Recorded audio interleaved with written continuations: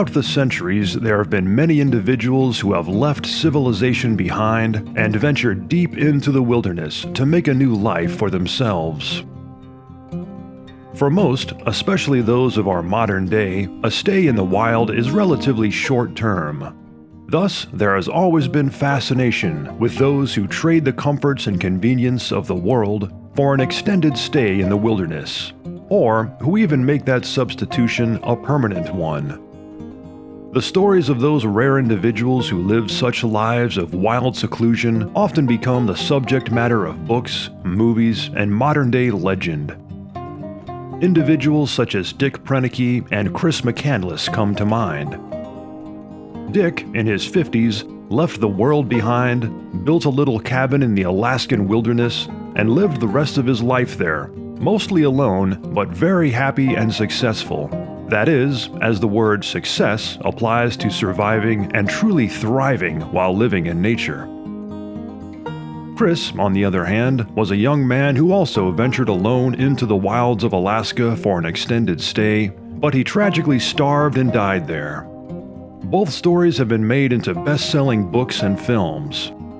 It's not often that one gets to sit down with someone who essentially lives their life as a hermit in the wilderness and find out what makes them tick, why they chose such a life, and how they actually live it. In the spring of 2008, I was blessed to have just such an opportunity. On May 23rd of that year, I was granted permission to visit and interview a Trappist monk and priest who lived as a hermit in the seclusion of the Ozark Mountains of Missouri for many years. I first stumbled upon the monk's old hermitage many years earlier while hiking through the area. It's located deep in a towering pine forest on a remote mountaintop overlooking the surrounding hills and valleys. During the interview, I learned that this humble, holy man lived in the small, shack-like hermitage starting back in 1968. In the later years of his life, leading up to his death in 2017 at the age of 92, he took up residence in a small cabin that at least had running water and electricity and was closer to the rest of his monastic community. I recently made a trip back to the Ozark Mountains, and I thought I'd see if I could find the old hermitage once again. It had been well over a decade since I'd been there, so my memory was a little foggy as to exactly where it was. However, it all came back to me once I got back in the general area, and I started to find a trail of old building supplies and leftover items from the Hermitage homestead from decades ago. It was a long hike, way up the winding hills into the deep forested wilderness, with many of the old paths and trails now being overgrown and returning to nature. But at last, after several hours of hiking and exploring, I found it, along with the old dilapidated Hermitage outhouse.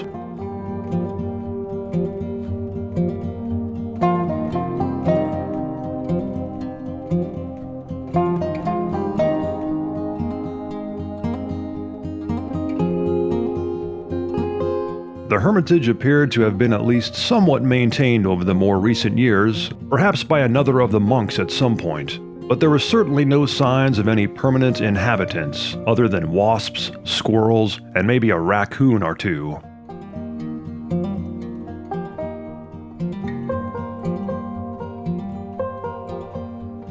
So here's a look around the old Hermitage area and the surrounding Ozark Mountains.